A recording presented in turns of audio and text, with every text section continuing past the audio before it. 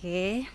Assalamualaikum. Wassalamualaikum. Dan salam sejahtera semua. Saya Khadijah Izara binti Lizrus. Saya berumur 24 tahun dan saya berasal daripada Sabah. Saya merupakan anak ke-6 daripada 8 adik-beradik. Saya sedang belajar secara separuh masa di Open University Malaysia dalam bidang Islamic Study Management dan saya bekerja sebagai guru. Agama sebelum ini adalah Kristian. Okey, dan di Sabah dekat bahagian mana? Di Sabah di Ranau Kundasang. Okey. Jadi siapa yang berminat untuk datang di sana silakan datang ya. Kan pernah sampai di situ, kawasan sejuk mana? Tempat memang kan sejuk. sejuk dingin kan. Masya-Allah kan. Kita bersama dengan orang Ranau sebenarnya petang ini. Masya-Allah, dan pasti juga kita pun banyaklah nak berkongsi kisahnya kan. Tapi sebelum kita pergi lebih jauh, ramai yang dah pun mula bertanya ni, kenapa digambarkan lagu dakwah? Apa yang nak digambarkan dalam hidup Khadijah sendiri? Mungkin nak menyatakan perasaan apabila setelah bersyahadah. Okey, jika dilihat pada tajuk slot pada petang ini iaitu kerana lagu dakwah, dia memang berkaitan bagaimana saya memperolehi hidayah sebenarnya ya. Lirik dalam lagu dakwah itu sangat-sangat menyentuh hati saya. Lagu dakwah itu bertajuk Hamba. Hamba. Okey. Yang dinyanyikan oleh Ustaz Burkan Pawas ya. Okey. Dan saya amat tersentuh pada lirik lagu yang ada pada lagu tersebut, iaitu ayat dia berbunyi macam ni. Meninggalkanmu Tuhan adalah kebodohanku. Ayat tersebut umpama satu makian dan menyentuh hati saya sangat-sangat ketika itu. Pada ketika itu juga sebenarnya saya mempunyai pelbagai masalah dan mungkin juga dalam kemurungan. Dan saya sebenarnya ada banyak persoalan tentang agama saya sebelum ini. Saya ragu. Saya seorang yang aktif dengan agama saya yang dulu sebenarnya. Tapi semakin saya aktif, semakin banyak persoalan dan keraguan yang timbul dalam hati saya. Jadi kebetulan masa tu saya bersendirian dan saya membuka Instagram. Post pertama yang saya lihat adalah video lagu Hamba daripada Burkan Pawas ya. Ada orang repost lagu tersebut ya. Lepas tu pada mula-mula dengar tu memang saya tersentuh dan saya berfikir dengan, memang saya macam fokus dengan ayat meninggalkanmu Tuhan kebodohanku itu. Saya berfikir, Tuhan, adakah kau telah menunggu saya melalui lagu ini? Macam tu kan. Dan bila saya tengok penyanyi atau orang yang menyampaikan lagu tersebut adalah orang Islam, jadi saya terdetik dalam hati saya, Tuhan, adakah kau telah menjawab doa-doa saya sebelum ini, di mana saya mencari agama yang engkau cintai. Macam tu. Lepas tu saya dengan penuh dengan nekat macam tu, saya DM terus orang tersebut, Burkan Pawas. Saya tak tahu pun latar belakang dia, dia tu siapa dan apa. Cuma saya tahu dia orang Islam dan saya minta pertolongan sahaja. Dan saya DM dia dekat Instagram. Alhamdulillah dia telah memberi respon dengan cepat DM saya tersebut, dan saya menyampaikan niat saya, iaitu saya kata dekat dia, saya minta bantuan untuk memeluk agama Islam. Lepas tu dia kata, Masya Allah kan, kalau boleh esok datang dekat tempat. dekat sini, iaitu Tafiz Darul Furqan Gombak. Tafiz Darul Furqan Gombak dekat yang KL ni lah. Maknanya yang repost lagu tu ke atau tak, orang yang keluarkan, yang keluarkan terbitkan lagu tu. Sebab saya cari dia punya Instagram. Masya Allah. Sebenarnya banyak lagi lagu-lagu lain yang dia disampaikan dekat situ. Tapi antara lagu yang terkesan tu memang tu adalah mengetuk hati. Lagu Hamba. Lagu Hamba ni sebenarnya dia berasal daripada lagu Arah Zohari, iaitu yang bertajuk Bunga. Cuma melodi lirik dia. Lirik dekat situ dia ubah dengan unsur keagamaan lah. Masya Allah. Jadi saya kira ada beberapa perubahan juga Mona. Kalau kita lihat dari sudut Khadijah sendiri hari ini, mulanya mungkin tertanya-tanya kan. Dan setelah mendapat cetusan ataupun laluan hanya lagu tu saja, tapi hari ini alhamdulillah kan, bergelar seorang muslimah tu. Dan katanya sedang melanjutkan pengajian dalam bidang agama juga ni. Islamic Study Management. Islamic Studies Management dekat UM. Masya-Allah. Masya-Allah. Open University. Alhamdulillah. Maknanya selepas DDM semua berkomunikate, dapat dari Sabah turun ke KL. Datang ke KL. Saya memang dekat KL. Saya memang dekat KL masa tu. Masa itu. Alhamdulillah. Baik. Macam mana pula kan selepas melafazkan syahadah tu, nak tanya juga apa perasaan saudari Khadijah ni. Mungkin boleh khabar-khabarkan juga kepada sahabat kita yang tengah tonton di Facebook Go Live juga dengarkan ni. Silakan. Saya memeluk agama, saya melafazkan syahadah pada 17 Mac 2019 baru sahaja. Masya-Allah. Dan keesokan harinya iaitu pada 18 Mac 2019 juga saya mendaftar di MAIS sebagai Islam lah.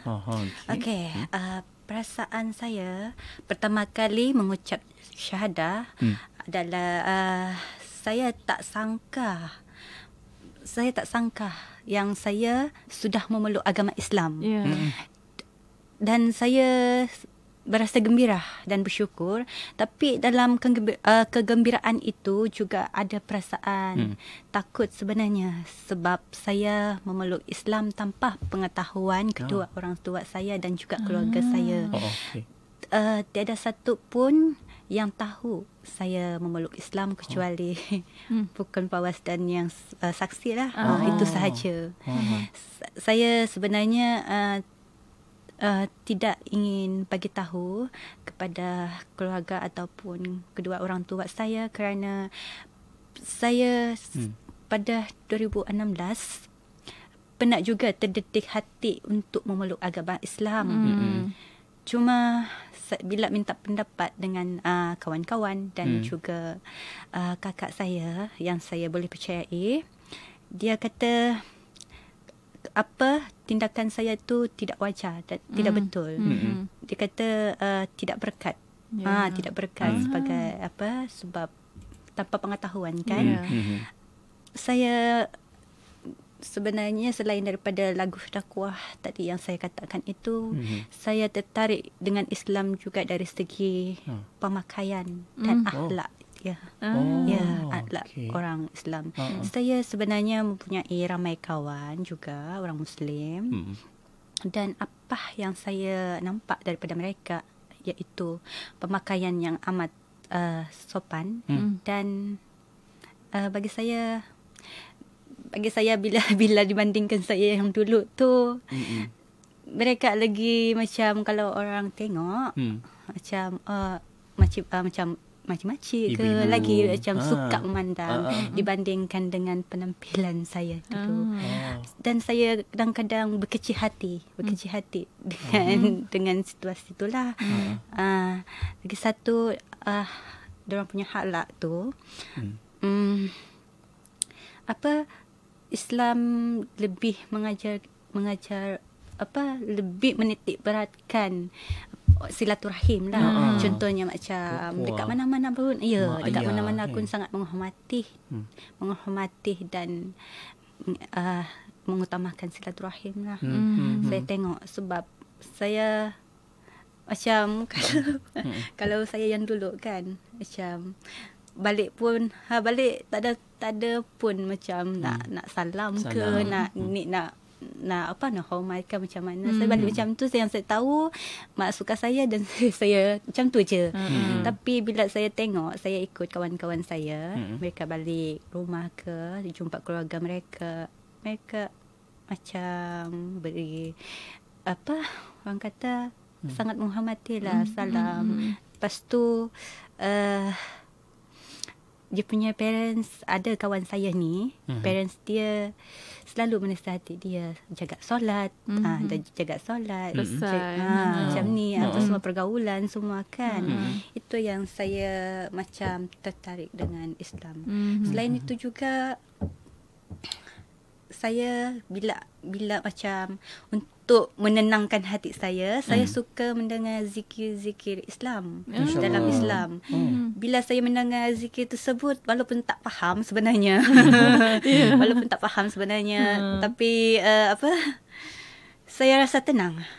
Dan bila saya rasa macam kadang-kadang kan ketakutan ataupun ada apa-apa gangguan, saya bukan membaca doa ataupun apa-apa dalam agama yang lama. Malah saya pasang zikir sampailah saya tertidur. Saya tak tahu, saya rasa selamat sangat. Sebab itulah salah satu punca saya meluk agama Islam. Masya-Allah. Kiranya dari awal lagi Mona, saudari Khadijah ni pun merasa kehebatan Islam itu sendiri dan akhirnya melafazkan syahadahnya itu, masya-Allah. Dan saudari Khadijah pernah sebutkan tadi Mona, pada mulanya agak susah nak sampaikan khabar ini kepada keluarga, tapi setelah mereka tahu dan mereka dapat makluman ini, apa pula respon daripada keluarga?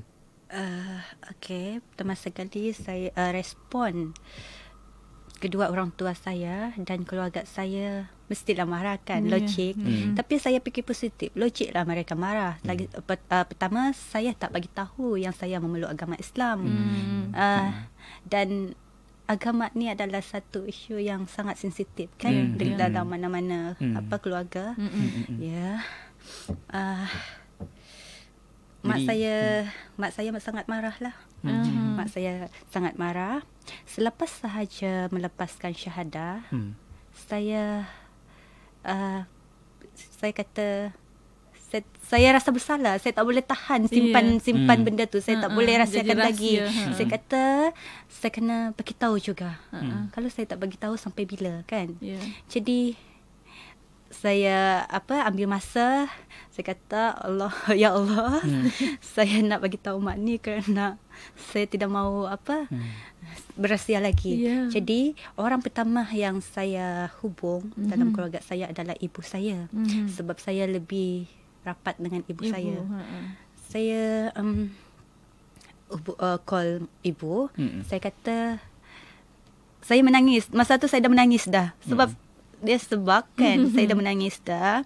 Dan dalam masa yang sama saya peluk Al-Quran yang Mak Is bagi tu. Saya peluk. Saya kata bagi saya kekuatan kan. Mak saya pelik. Kenapa menangis kan? Kenapa menangis? Macam pelik je dia kata. Macam pelik saja. Dalam kalau macam sembang dalam dusun, nakura. Lepas tu kenapa maksud dia kan?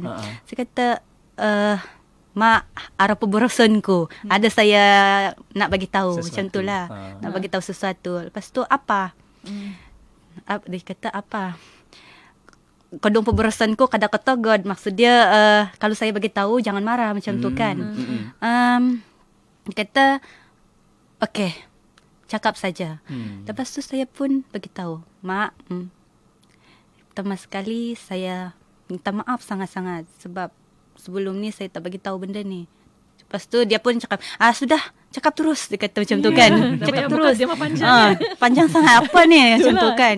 Dia pun dah mula macam risau. So tak pernah saya buat macam tu sebenarnya kan. Mak, saya kata, mak, saya sudah peluk Islam. Lepas tu dia diam. Dia diam lama sebenarnya. Lepas tu, mak, siapa hasut kau masuk Islam, dia kata. Siapa hasut kau masuk Islam? Mungkin dia cakap mesti sebab lelaki ni kan, mesti sebab boyfriend atau mesti kawan-kawan hasut apa semua kan, cakap macam tu. dia membebel lah dekat situ. Dia kata, kau tahu kah selama ni saya percaya kau 100% dan kau adalah harapan saya. Dia cakap, saya belanja kau selama ni untuk belajar sana, untuk supaya kau maju, bukan untuk mencari agama yang sepatutnya. Dia cakap, sia-sialah saya ajar bagi kau sekolah agama selama ini. Sia-sialah saya bagi dorongan dan sokongan dengan kau selama ni untuk aktif dalam agama kita, maksud dia kan. Lepas tu saya kata dekat mak satu saja. Saya kata, mak, saya minta maaf, ini keputusan saya, tiada siapa-siapa yang hasut. Ini adalah keputusan saya minta maaf. Lepas tu mak kata, okey, baiklah. Saya dah cukup ajar kau. Lepas tu dia tutup terus. Dan itulah last kami berhubung. InsyaAllah. Dan saya kira apabila saudari Khadijah sendiri melalui dan juga tahu tentang adab-adabnya dalam Islam ini, bila kita bersama dengan mak ayah, jadi apa usaha juga yang saudari Khadijah lakukan? Usaha saya, apa yang saya lakukan adalah cuba hubungi mak. Saya cuba hubungi mak saya sebenarnya, cuma tidak pernah dia angkat. Dia tak nak angkat sebab dia betul-betul sakit hati dengan saya. Dan saya rasa bersalah sebenarnya. Dengan itu saya hubung kakak-kakak saya yang lain. Saya minta info lah, macam mana mak ni, adakah dia dalam tekanan dan sebagainya kan. Lepas tu kakak lah yang bagi tahu mak macam mana, dia punya keadaan macam mana. Dia kata mak sangat tekanan dan hari-hari dia menangis. Dia menangis. Dia kata dia luah. Dia kata, kalau macam saya hubung, jangan pernah kamu jawab dan jangan angkat. Dia kata. Dan dia kata saya bersumpah dia tak akan dia kata saya bersumpah yang dia tak akan balik atau tunjukkan muka dia walaupun saya mati sekalipun, macam tu. Tapi itu mungkin juga dari sudut kefahaman di situ. Dan saya kira saudari Khadijah pun sendiri cuba memahamkan pihak keluarga kan, supaya ini dapat dilalui dengan baik semuanya. Dan saya kira itu satu usaha yang baik, sebab Khadijah sendiri hari ini cuba menghubungi ahli keluarga yang lain juga kan, untuk kita rapat-rapatkan lagi ukhuwah kita sesama keluarga tu, insyaAllah kan. Dan kita dah pun dengarkan tadi cerita dari saudari Khadijah dan macam mana pula untuk beliau atasi masalah ataupun cabaran yang dihadapi itu, tambah-tambah cabaran dalam keluarga kan. Pasti juga ada perancangan yang Khadijah lakukan. Mungkin boleh kongsikan tak bersama kita, mungkin tips-tips ataupun apa laluan yang Khadijah gunakan. Silakan. Okey. Untuk mengatasi masalah yang saya hadapi ini, saya cuba untuk positifkan diri saya. Saya ambil perkara-perkara yang positif sahaja. Saya walaupun keluarga saya tidak mahu dihubungi, terutama kedua orang tua saya, tapi saya tetap menghubungi mereka. Saya tidak henti untuk menghubungi mereka. Dan saya kebetulan ada mengikuti satu program, iaitu program Hidayah Center. Dan saya berjumpa dengan staf Hidayah Center. Saya minta pendapat dan pandangan dari mereka, bagaimana saya mengatasi masalah tersebut kan. Lepas tu mereka memberi beberapa sokongan dan nasihat. Jadi saya biasa lalunya susah untuk menerima positifkan diri tahu. Tapi balik saja dari program tersebut, saya fikir yang saya fikir positif, di mana sebagai seorang mualaf ataupun saudara parut ni, kita tak sepatutnya lebih menjauh daripada masalah tersebut. Contohnya, keluarga kita tidak mahu dihubungi, nak menjauh. Tapi sepatutnya apa yang kita lakukan, apa yang cuba saya lakukan adalah saya lebih dekat. Saya kata dekat situ, Tidak, saya tak boleh jauh. Saya nak balik Sabah. Saya nak balik Sabah. Tetap ingat. Saya kata saya nak balik Sabah, tapi saya tak ada kewangan pun masa tu. Beli tiket macam mana kan. Tapi saya kata saya nak balik Sabah begini-gini, tarik sekian. Saya tentukan tarik tersebut. Padahal saya tak ada kewangan sikit pun kan. Hanya niat itu. Saya tinggal dekat pusat perlindungan mualaf ketika itu. Dekat Baitul Salam. Jadi apa yang saya buat adalah saya balik Sabah. Balik Sabah. Dan sampai saya balik dekat Sabah. Saya yakin semua yang saya buat itu kerana Allah. Saya minta pertolongan daripada pihak pusat perlindungan mualaf tersebut untuk bagi sedikit bantuan kecemasan kepada saya untuk berjumpa dengan keluarga. Alhamdulillah mereka membantu saya lah untuk membeli tiket penerbangan dan belanja balik Sabah. Masya-Allah. Jadi ketika saya tiba di rumah pertama kali dengan imej yang baru, dengan keadaan yang barulah. Saya sebenarnya takut juga kan, apa-apa jadi kan sebenarnya. Tapi saya kuatkan diri untuk maju lagi untuk terus masuk ke rumah. Tapi sebelum saya masuk dekat rumah tu, saya kata saya bertudung masa tu kan. Yalah, saya masuk Islam sahaja terus saya bertudung menutup aurat. Jadi saya kata saya undur semula. Saya kata saya tak boleh ni balik dengan keadaan bertudung macam ni, nanti terus terasa pula macam tu kan. Jadi apa yang saya buat adalah saya buka tudung sebab saya tahu apa Islam ajar kalau macam dengan keluarga tak ada aurat kan. Jadi apa yang saya buat adalah saya buka tudung dan berpenampilan seperti biasa, seperti apa yang mereka lihat sebelum ini. Jadi saya pun masuk dengan macam buat-buat lah yang macam happy dan buat seperti biasa kan. Dia kata, hai mak, lepas tu terkejut. Balik macam tu kan. Kalau macam ayah, dia tak tegur langsung.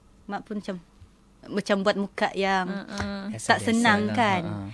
Tapi saya abaikan diorang punya reaksi tu. Saya cuba untuk macam lakukan seperti biasa apa yang saya buat sebelum ni lah. Lebih rapat, saya bergurau dan sebagainya lah. Lepas tu dekat rumah tu saya tak tunjuk pun yang bila saya memeluk agama Islam ni, ini tak boleh, itu tak boleh dan ini tak boleh. Saya lakukan seperti biasa. Apa yang mak suka tu saya buat. Contohnya mak suka macam makan sirih sebenarnya kan. Lepas tu saya pun macam, alah mak, saya rindulah macam tu. Jom makan sirih sama-sama. Lepas tu kacau-kacau dia lah. Lepas tu lama-lama dia macam buat tak tahu tau. Mula-mula dia buat tak tahu. Last masa makan malam tu, saya duduk menonton TV. Tahu tak, saya terharu sangat-sangat. Dengan saya tak pernah lupa perkataan ni. Dia kata, adik tidak mau makan, dia sendiri ajak. Lepas tu dia hidangkan saya makanan sendiri. Saya masa tu kan terharu. Malah tiada pun pergaduhan dan pertengkaran dalam keluarga. Malah saya disambut baik dengan keluarga saya lah. Masa tu memang terharu. Alhamdulillah sebab apa yang saya doa, apa yang saya minta daripada Allah untuk lembutkan hati mereka, walaupun tidak ikhlas menerima, cuma layanan baik daripada mereka, itu yang saya harapkan lah. Ya. Masya-Allah. Tapi jadi, saya kira ini pun satu usaha yang sungguh tekun istiqamah Siti ni Khadijah sendiri, sebab hari ni orang kata apa, usaha tu yang secara berterusan kan. Istiqamah buatnya walaupun respon sedemikian. Di sana juga nak jumpa family walaupun macam tu juga. Kita tak perlu takut sebenarnya. Sebab logik lah kan. Kita buat sesuatu benda tu, berani contohnya memeluk agama Islam, kita kena berani lah juga untuk berdepan dengan cabaran-cabaran seterusnya kan. InsyaAllah kuat kuat semangatnya di situ, masya-Allah kan. Yang mana sebab tu para asatizah kita pun berpesan kalau dengan adanya dugaan cabaran itulah yang menyebabkan kita kuat sebenarnya, dan kita lebih bijak tahu untuk uruskan masalah tersebut, nak atasinya macam mana kan. Semua tu kena ada perancangan dia. Jangan lari dari masalah, hadapinya. Akan hadapi. Tahniah juga untuk Saudari Khadijah ni, masya-Allah. Dan mungkin tinggal sedikit masa lagi, walaupun banyak lagi kita nak bercerita dengan Khadijah ni, tapi adalah masa kita pada petang ini. Mungkin kita nak tahu harapan, nasihat dari Khadijah kepada masyarakat Islam di luar sana. Ya, dalam kesempatan ini, harapannya tadi, harapan saya kepada masyarakat di luar sana, marilah kita sama-sama menyampaikan Islam dengan cara yang betul, sentiasa menunjukkan akhlak yang baik, dan berdakwahlah dengan pelbagai cara sekalipun ya. Moga kita sama-sama istiqamah ke arah kebaikan. Dan saya harap lebih ramai lagi mereka yang di luar sana tertarik dengan Islam, sebab Islam ini agama yang benar dan sangatlah indah. Dan harapan saya juga moga satu hari nanti saya juga menjadi seorang pendakwah yang hebat. Dalam kesempatan ini juga saya ingin mengajak orang ramai bagi menyokong usaha-usaha dakwah yang dijalankan oleh Hidayah Center Foundation melalui program Ansar inisiatif hanya RM1 sahaja sehari. Dana Ansar inisiatif inilah yang dimanfaatkan untuk melatih pendakwah-pendakwah menyebarkan keindahan Islam yang juga membantu menyantuni saudara baru. Alhamdulillah. Itu dia orang kata kisah hidup dari Saudari Khadijah sendiri, dan hari ini pun masih lagi melalui kelas-kelas yang dibawakan oleh Hidayah Center Foundation. Ya betul. Kita doakanlah yang baik-baik untuk Saudari Khadijah, semoga terus mendapat barakahnya kan, mendapat rezeki yang sebanyaknya, dipermudahkan juga segala urusan dalam setiap perjalanan hidup. Amin. InsyaAllah. Okay. Dan kita sebenarnya dah sampai di hujung pertemuan ni, masya-Allah kan. Kalau ada masa panjang nak sembang lagi ni. Macam-macam nak tanya lagi ni kan, masya-Allah. Tapi ini je masa kita ada, insya-Allah ada rezeki, ada masa kita jumpa lagi, insya-Allah, untuk pertemuan yang akan datang, insya-Allah. Assalamualaikum. Waalaikumsalam.